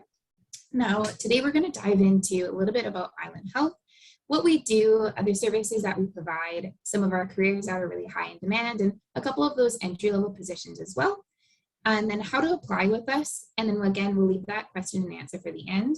Same as I touched on before, if you have any burning questions, please put them in the chat. We will try and touch on them throughout the presentation, but we'll save the majority of them from the end just because sometimes we answer the questions in the presentation. So that would be awesome. Now, for many of you, I know that you are calling in from the island, so you are familiar with the geography of what it looks like, but sometimes people aren't super familiar with the intricacies of what Island Health supports. So there's 3 main territories that we provide service to. The first one up in blue is the Kwakwaka'wakw territory. That's the northernmost region that we support. Along the west coast there is the Neutral Mids territory in green. Both of these territories are where more of the rural remote opportunities are. So what this means is the population is a little bit more spread out, a little bit farther from some of those urban centers, and there's a little bit more smaller hospitals, smaller facilities, and unique opportunities that are offered in those areas. Now the Coast Salish territory, in kind of that red burgundy along the bottom there, is where we have the big urban centers. So what this means is we have really big tertiary hospitals like Royal Jubilee, Victoria General Hospital, a lot more dense population here, and then more facilities, which means more opportunities. So the biggest thing to look at when you are interested in Island Health is, okay, where do you want to be located? And then what type of position you are interested in. You can definitely search by just location alone in our hiring website, or you can also choose the position. If there's a position that you're really interested in and maybe isn't located where you are right now, there's always tons of opportunities throughout the island. So we encourage you to investigate a little bit there. Now, again, many of you are familiar with Vancouver Island, but we always like to brag that we have, this amazing climate, lots of different opportunities to do different activities depending on what you're interested in, and really unique geography depending on where you go. So again, if you really are interested in an opportunity, but there isn't one where you're located right now, we always encourage you to take a look at what's available, maybe try something new, investigate a new area, and it might just be the best fit for you. So for example, we have a couple opportunities in some of the Gulf Islands. They're much smaller communities, and these positions would be a lot more broad since you are serving some of the smaller areas. And then if you have an urban area like Victoria and you're interested in maybe trying a few things, because we typically have more opportunities there, it gives you an opportunity to maybe try something for a little bit and then apply into new positions as they come up. So really always keep your eye on VI Hire and our career site. There might be something that would be a perfect match for you and in the area that you're interested in too. Now, our values at Island Health really are what drive us. So the care values really guide the way that we do work every single day. Our goal is really to provide the best care possible to every person, everywhere, every time. So CARE stands for courage, aspire, respect, and empathy. And not only do we provide this to anyone who comes in, so our clients and patients, but this is also the values that we really encompass when we discuss things with each other as well, and that we hope to instill during the hiring process as well. So these are kind of what guide us, and they really drive us to be the best people possible and the best team interacting with not only each other, but also with you when you're interested in these positions. Now for some fun facts. So Island Health is the largest employer on the island. We serve 57,000 Indigenous people, whereas there's lots of volunteers. So even if you're not interested in work opportunities, you can also take some time, provide some care, and do some volunteering. And then there's a bunch of different sectors that we also cover as well. So many people think, okay, Island Health is a health authority. There's just going to be medical positions. That absolutely is not the case. We hire lots of medical and non-medical positions in a variety of areas. So if the hospital setting really isn't your thing, we also do mental health and substance use. We do home care, community care, quite a few different avenues that you can go down. So we really, again, encourage you, don't be discouraged by it being a health authority and thinking that there's only medical opportunities. There's tons of different positions that we hire for, and we're happy to find the best position, not only for what you're interested in, but the best fit for what would be where you can succeed the most as well. So this just kind of gives you an overview of everything that we do, but we really pride ourselves in having that diversity in our employment as well. So some of the benefits and perks of Island Health, we do have paid vacation and statutory holidays. You do also have an employee preferred purchasing program, and they're all just a bunch of different benefits as well. So we have flexible scheduling, we do have benefits, and depending on the type of position that you are interested in, these might change a little bit. So we have regular, temporary, and full-time positions, which means you'd be eligible for benefits right away. Whereas in the casual positions, you would buy into those benefits and those would be accessible for you. And then again, things like vacations, time off, and all that sort of stuff is included in the package. So you're not just joining Island Health, just for the career. There is a lot of other things that are involved in employment as well that you can definitely take advantage of for sure. I'm going to hand it over to my colleague Vanessa, who will touch on our careers in demand and a little bit more information as well. Perfect. Thank you, Tori. Hi, everyone. My name is Vanessa. I'm going to first start off by chatting about some of the opportunities here at Island Health. So we have a variety of opportunities, including medical and non-medical roles that support and compose our health authority. So some entry-level positions we have available are porters, food service workers, environmental service workers, which are housekeepers and laundry workers. And we also have several opportunities that require some schooling or training, such as healthcare assistants, community home support workers, mental health and addiction workers, pharmacy technicians, medical office assistants, and many more as well. So the nice thing is you can connect with WorkBC on what potential support they may be able to offer to help further your education. So this is ever changing, and this is why you'll want to have that connection with WorkBC. So now I'm going to just chat about how to apply. So to apply for our opportunities, it's quite simple. You just need to create an applicant profile on our website with all your information, and then do a job search and apply on the jobs that you are interested in. So Carrie's actually just going to walk us through the website and show you how to apply, just so it's more clear for you when you decide to build your own profile. Thanks, Vanessa. Okay, guys, just before we move on to the website, or we could jump right in there, I'm going to go back to the other slide there. If you have a pen and paper or anything like that, you can make note of these expression of interest or these positions. I would like you to write them down because they are great positions to start into. So the ESW stands for the Environmental Services Worker, and that's 151449. And maybe Vanessa Vanessa, do you mind typing these numbers into the chat in case anyone doesn't have it? Or Victoria, I sound like I'm yelling at her. I call her Tori, not Victoria. So, or Tori. And then we have the Food Services Worker, 150665. The patient ambassador, and I know Tori was just speaking, or maybe it was Vanessa, I'm not sure, of some names that might not be typical or in the lingo that you use day to day. So the patient ambassador, those are the people that stand at the door and greet and verify COVID signs and symptoms to the people coming into the hospitals or the long-term care. So this is a current position that's temporarily posted until June 30th. And of course, all of these temporary jobs could also potentially be extended. So if you ever go to apply for a job and you see that the temporary job says it's going to close in 1 or 2 months, still apply to it because that temporary job could potentially be extended.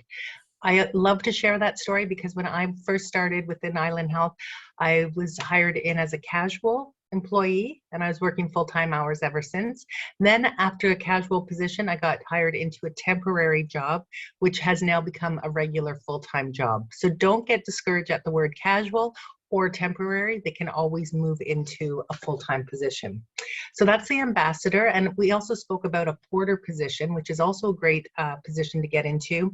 It is where you could either be a patient porter, and that's taking the patients from around the hospitals into the different locations that they're going to. So maybe you're moving them from their hospital room to going into the OR, right? And you're just transporting them. So it's a great job there. And there's also the patient, not the patient porter, the material porter. And that's taking the materials needed for that operating room, or that operation rather, to and from the cleaning area. So that's another job when you see porters that you might want to apply to. And then we have the driver position here at 146484, and you can apply for that. And all of these job positions also have the job descriptions, which also entail what is required to go into that position. So there's a special license for the driver's license. And some of the, like for the food services worker, you would have to have your food safe to be employed there. So that's just a little bit on the expression of interest or the postings there. Now we're going to go in the fun part of how to create your profile in the website here. Now, usually this is where I ask by raise of hands, but you've all turned off your video, so I don't know by raise of hands who here has signed up for via higher profile. If you haven't, this is where you want to start, because each and every single person that has, oh, thank you, Michaela. I have the virtual hand up there. Thank you. This is also my way of finding out who's listening to me, right? When I get class participation here. So the good thing is, oh, Anna's in on it too. Okay, great. So the good thing is as soon as you sign up your, oh, look, I love it. I love it. You're all participating. Thank you. So the good thing is that once you have your Via Hire profile set up, this is the only way that you can actually get a job with Island Health. You have to create the profile, and then that's how we find your resume, and that's how we actually start your being able to reach out to you to set up the interviews and so forth. So if we go to Via Hire profile, and I'm going to ask you all to lower your hands now, because now I cannot see my colleagues. They're off the screen, and I can only, oh, there, thank you. It threw me off here. So now when we're here to create your profile, you want to create your account. So press on this button, create account, and this is basically setting up an Amazon account, right? As long as you know your name, your email address, your and create a password, you're good to go. You're golden. So by starting this here, you'll start the process here, and then it will further you to filling out, applying, attaching your resume, attaching your cover letter. I want to stress at this point, there's a section in creating your profile that says if you have an employee referral. You want to make use of this, and once you get employed, tell your friends about how awesome Island Health is and have them put your name in there as well. Because as we discussed earlier, one of the benefits is that you can have a financial reward of bringing your friends and family to the company if they obtain a regular full-time job or are hired into various positions. And I don't know offhand which ones right now, whether it's a temporary, casual, or regular, you will get a financial gain for having them hired in. But you will only get that if they put your name down at the time of setting up their profile. So if you tell 10 of your friends and 10 of your friends get hired, you will get a reward for each of those friends that have been hired, which is awesome there. So right here, like I said, you're just going to fill out your name, your password, everything else like that, and you'll continue on. Now I can't continue on here because then it'll take us to the next section here, but that is the basics here. As soon as you have your profile created, then you get to the good stuff, the fun stuff. This is applying for jobs. Now, if we look at this, you can break it down into location or types of positions that you're looking for. Typically, I will put anywhere in British Columbia, and then you'll get the entire island that you can apply for. But if you are specific, say you live in the Courtenay area, you don't want to work in Victoria. The commute is a killer, I tell you. So you want to specifically put in Courtenay down as an option in the location, and then the type of work that you're looking for. So if we scroll down to location, sorry, Victoria, let's throw me over. Tori, all the way to the bottom, let's do Victoria. Down there, yep. And then let's pick out support. You picked some, right? I saw you picked a few. I have student summer positions. I have food and nutrition and housekeeping and laundry. Perfect. Let's do that one. And then, yep. And also another good one is general support. That's another good one to look at. So now, looking here, all of the postings will be up. So for example, that food services number, and I gave that to you already. This will tell you, this is showing you across the island, all of the different jobs that, all the different places that we have jobs available. So you apply directly to that, and then one of the recruiters will be in contact with you to set up those job interviews. Then we also have, oh, shipper, that's a new one. I haven't seen that. Yeah, okay, sorry. And you see, stop, Tori, it says date open, it says March 21st. So that just opened 2 days ago. And actually, let's go through this so you have a better understanding of how to read a job application or job posting. So on the left-hand side, it says housekeeping laundry. It tells you the department. And then the job title is shipper. And then the vacancies type says temporary full-time. And the one below it says regular part-time. So temporary is within a time frame that you can work, whereas a regular has no end date at all. So everyone's main goal typically is to get a regular full-time or regular part-time position. However, to get to that stage, you usually have to start in a casual position and then take a temporary position. I was very discouraged, I would say, when I first started Island Health and saw all these casual positions, because I thought that, how am I going to pay the bills, right? I'm not going to be able to pay the bills with a casual. However, like I said, when I got hired as casual, I was working full-time hours ever since then. So don't be discouraged. You can take a casual position and there's plenty of work to be had. And once you're hired with Island Health, you get to apply to any and all postings that you're qualified for internally versus what you are seeing externally. So think of it as an iceberg. Right now, as an external person, you're only seeing the tip of the iceberg. Underneath that water level, underneath that you're getting hired, you're going to see an abundance of postings that are available that you can apply to. So many, many postings there.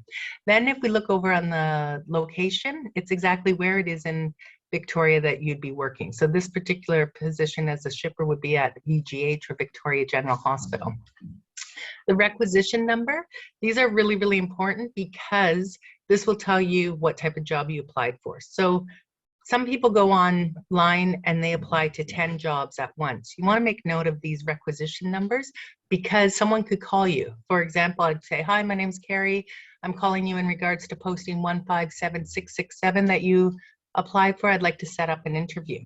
Usually I'd be kind enough to say it's for the shipper position, but if I forgot to say that in my message to you, you might be saying, oh, what position is that? So if you write down the number and know what you've applied to, you'll know what to go back and look at.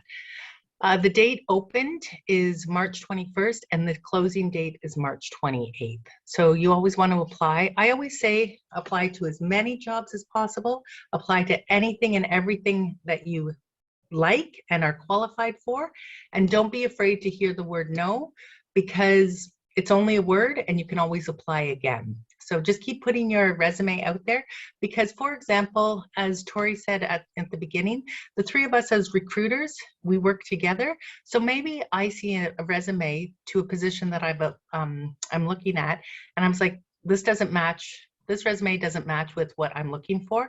However, I know for a fact that Vanessa could use this person. I'm going to forward that resume over to her. However, if you don't apply for jobs, we won't be able to see your resume and we won't be able to share it with each other. So it's really important to apply to each and everything. All right, so that's for that slide. And then I don't know where we're going next. I think you're handing it back off to Vanessa. Oh, I got talking so much. All right, Vanessa, you're on. Perfect. Thank you, Carrie.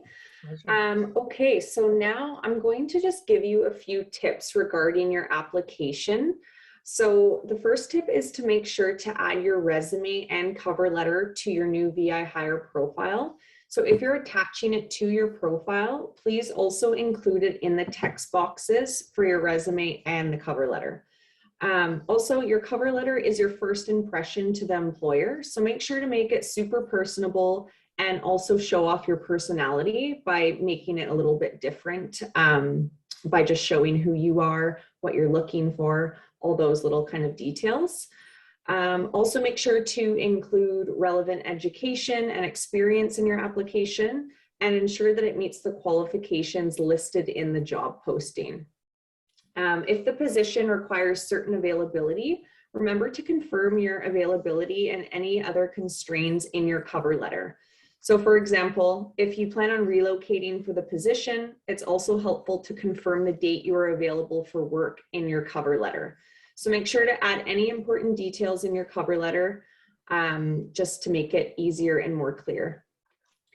And keep in mind that hiring managers of multiple areas will access your application. So having a resume and cover letter that addresses specifically the role you are applying to may increase your chances to secure an interview.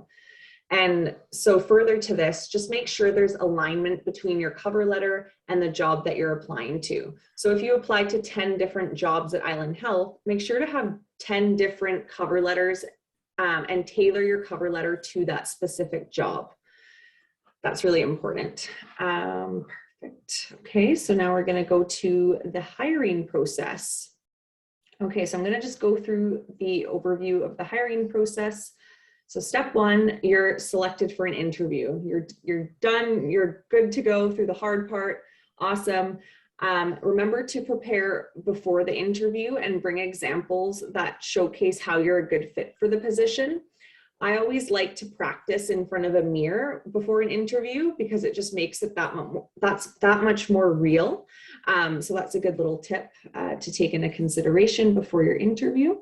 And once you've had your interview, your references will then be checked. So make sure that your references know that we will be reaching out to them, and always make sure your references are professional ones. So that could be like a direct report, a manager, a supervisor. We usually like having those kind of references. And the third step is an offer. So after you accept your offer in VI Hire, your onboarding process will start. So you'll receive a list of documents and forms you need to send back to the recruitment associates. So the sooner that you complete these forms, the sooner you can start. So yeah, the faster you complete your documents, the faster we can move forward with you. We also have HR access available to answer all the questions that you might have throughout the process, and also the recruitment associates and recruiters. So don't be shy to reach out and ask us some questions that you might have along the way. Okay, and now I'm just going to go through our hours.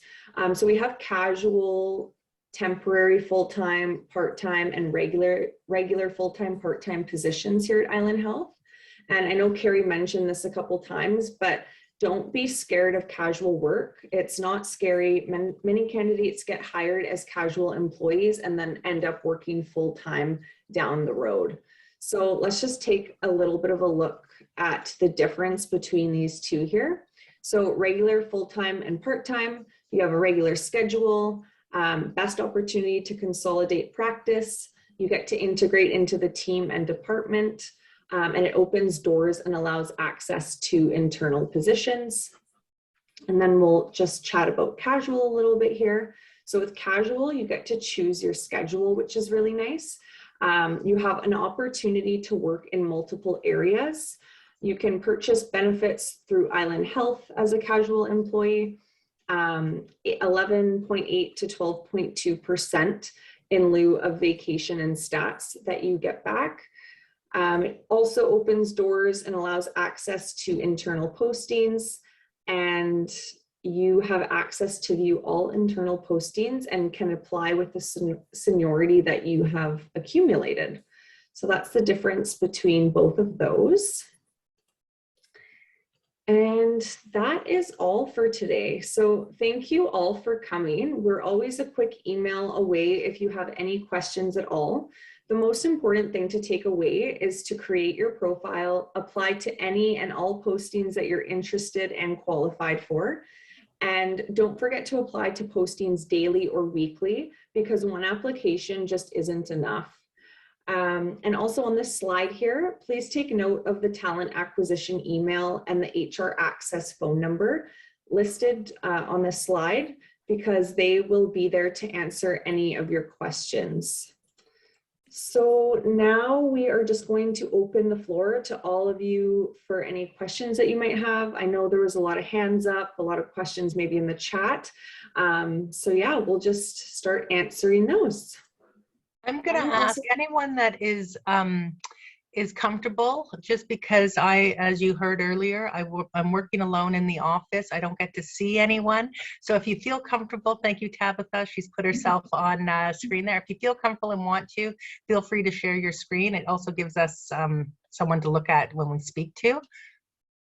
Thank you. You don't have to, but it just my personal preference that way, just when interacting with people. And I'll just go back.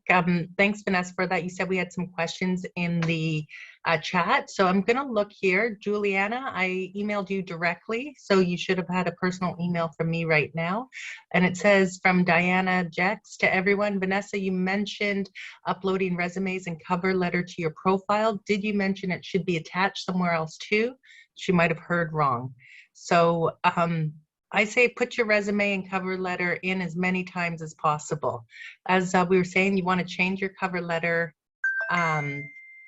for each job that you apply to. But if you didn't, for example, you would still have your typical or your standard resume and cover letter in there that we could have context to the position that you applied to. HR access numbers there, talent acquisition and phone number. One more thing, sorry, Carrie, about the resume and cover letter is when you apply to jobs, you can attach it as a file, but you can also put it in the text box. So I think what Vanessa was touching on is you can put it both places. So this allows us to see like your experience in the text box, but it might also allow us to export that like more professional looking resume as well. So if you can put it in both, that would be awesome. Just so we have, you know, both versions of that too. Perfect, thanks. Maria or Mary. Hi, I was interested in some of the clerical positions that I saw available and have years of clerical admin experience, but I saw that many of them include a requirement for understanding medical terminology. That is absolutely correct. If I haven't completed the formal college program for medical terminology, can I still apply for these positions? This is where we say apply to anything and everything that you're interested in, but also needing to meet the requirements on this. So the fact that it is asking for medical terminology as a requirement for the position, you would need to obtain that. And that's where maybe you'd want to reach out to Tabitha or any of the people at WorkBC to see if there's any support that they can offer to help you obtain that qualification through medical terminology. I'll read these two and then I have Michaela with a question. Nope, that was fine. And nope, that was not a question there. So, okay, Michaela. Hello, I'm just gonna lower my hand over there. So I usually see a job the job posting on your website, but I cannot find a name to whom I can address my cover letter. So yeah, so if you could probably give some little bit of detail on who's the person or what is the best thing we could do to address the cover letter. I believe there is a optional attachments portion when you make your VI Hire profile and when you apply into positions. So that is where you can add it. For whatever reason, if you feel like it didn't upload, something funky happened, you can always email talentacquisition@islandhealth.ca and we can jump in and try and support you during that process. But just going off of my memory here, I believe it will prompt you specifically to provide a cover letter when you apply into a particular position. And there's always that optional attachments towards the end of the process. So that's where you can add in, even if you have things like maybe like a food safe certification, that might be a requirement for the position. That's also where you can add those optional attachments too. And just to add to that, Michaela, if you're asking for a specific name for the people to apply to, a general hi dear hiring manager, right? Because we're not giving the names. Usually there's a collective team for people that are being hired into positions. So it's not just one person. It could be a panel of 3 people that you're applying to. So a general dear hiring team, I'm happy to submit my resume and, you know, et cetera, et cetera. Great question. Daniel, you're up. Hi. Morning. Good morning. So I have 2 questions actually. The first one is about hiring people who do not have permanent residency or who are not Canadian citizens. Could that happen? I mean, could I apply if I have a work permit or a student visa? That would be the first question. And the second one, Sorry, just to add to that one, absolutely. As long as you have legal documentation that you can apply and work in Canada, absolutely. Just be mindful, you mentioned the student visa, and there's a lot of restrictions on the student visa. So when you see a job posting, there are two different types of job postings, a part-time or three types, a casual, a part-time, or full-time. And then you're gonna see in the job posting what's called an FTE. And full-time is a 1.0 FTE. So that means that you're going to work 75 biweekly hours, or if it's a community job as a healthcare aide, that could be 80 hours every 2 weeks. When you're in a regular or a temporary part-time, your FTE could be anywhere from 73 hours. So it's not 75, so it's a part-time, it's almost full-time, 73 biweekly hours, or it could be 16 biweekly hours. The thing is that you want to match your student visa, because they have such limited restrictions, to the actual FTE that's on the posting. And this rings so true to me, because I had an HCA student who wanted to work at Gorge Road Hospital, where I'm located, but the FTE was higher than what they were allowed to work in their visa. And we have to adhere to the legal requirements as well. We can't say, oh, we'll just work past that, right? Because we're working legally within Canada. So just make sure that your visa matches your job posting FTE. Sure. Okay, great. And the second one is about people who have no experience in working in hospitals or something like this. Where would you advise a person like this, for example? I'll talk about myself. I have a lot of experience in other areas, but not in health. So if I wanted to apply, which position would you tell me to start with? All 4 of those positions that I said, write these numbers down. Foot in the door. A lot of times people don't even know they have the qualifications. One of them being the customer service aspect, right? So if you think of I'm going to use the patient ambassador position. That is only customer service, in my opinion, because you are the face of Island Health. You are the friendly meet and greet. Hi, welcome. How can I help you? Before we let you go in and visit your mom or dad or brother and sister, whoever it is, we just want to ensure that you have not traveled outside of Canada. You do not have COVID symptoms, and go through the preliminary screening, but being that friendly face. Now, I always say this, I could have done this presentation like this. Hi, welcome to the Island Health, right? You don't want to see that. You want to see energy, you want to see excitement, right? So that's the thing, is you go into a job, you go into an interview, you showcase what it is that you're going to bring. As Tori was saying with the care values, right? We don't want to give all of this to the patients and everyone else and not to ourselves or amongst ourselves. So all those job postings that I told you about or we talked about, those are foot in the door. Those are positions that you can get into the healthcare field, but not as a healthcare professional, if that makes sense. Yes. Okay, perfect. Thank you very much. And I'm sorry, I'm notorious for stealing the limelight here because I love to talk. I'm going to let Tori and Vanessa talk a little here too. Sorry, ladies. You know me, I like to talk too much, so. Not at all. One more question in the chat. So to clarify, we use the same resume for every position, meaning we can't tailor it. So this is, you can always update your resume when you apply to new positions. So you absolutely should tailor it when you apply to a new role. It will prompt you to do this. So if you make your VI hire profile, add your resume there, and then you apply for like a porter position, for example, will prompt you to update your resume. But it will also keep the one that you already have on file and ask you if you want to reuse it.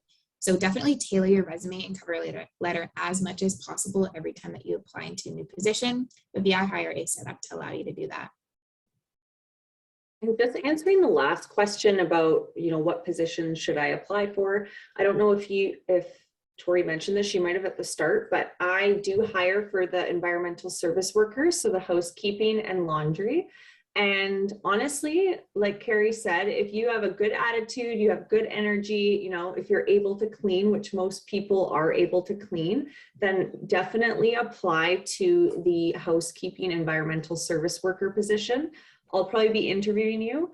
So you're hiring a lot of those positions right now, and it's a great role. So if you are looking for a position to apply for, that's a great one to apply for. Awesome. Is there anyone that wants to join into the breakout rooms? I know that there was a lot of great questions asked, and we've seen people's faces now, which is lovely. So those with your hands up would like to go into a breakout room, or do you have a question? I'm going to take it as they have questions. Unless Either or. Okay, yeah, let's just, we'll put you into the breakout room just because we're a little bit past now the time. So that gives the opportunity for those that want to stay on to stay on. So Brianna, I'll give you a few minutes to get that sorted. It takes some time. So in the interim, while Brianna is sorting out those with their hands raised, if there's anyone that does have a question that they want to ask either off mute or in the chat, go ahead. Really difficult to think about questions when you guys covered so much ground. I've like so much information now.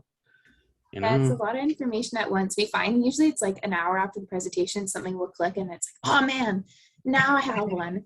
So definitely write down the talent acquisition email. We are always happy to answer them, you know, once the dust settles and things start to fall into place and you're like, oh man, I knew there was something. So let us know. It's just amazing how many resources you guys gave.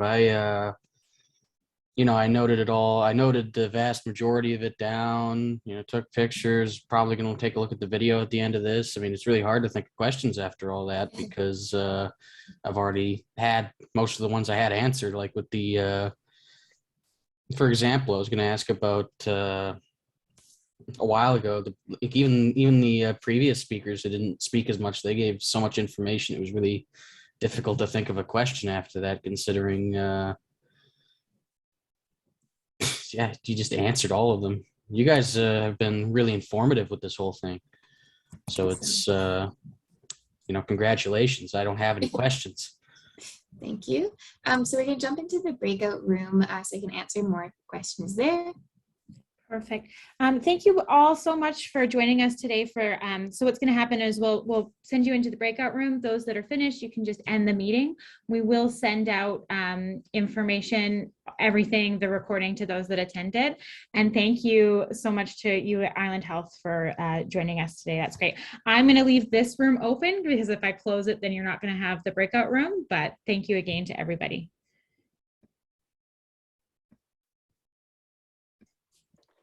I missed anyone, just let me know. Just put your hand up or just put it in the chat box here.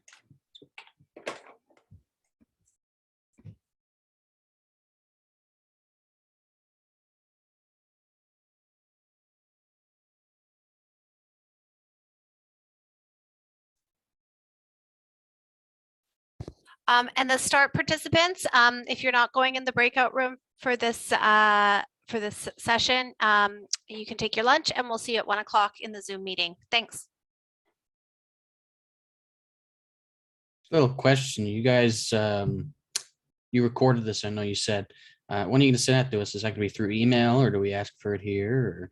Yeah, so did you sign up through Eventbrite? Yeah. Okay, yeah, I'll send it out at the end, probably sometime this afternoon with all the information and then Okay. provided. Yeah. Thank you very much. Yeah, of course.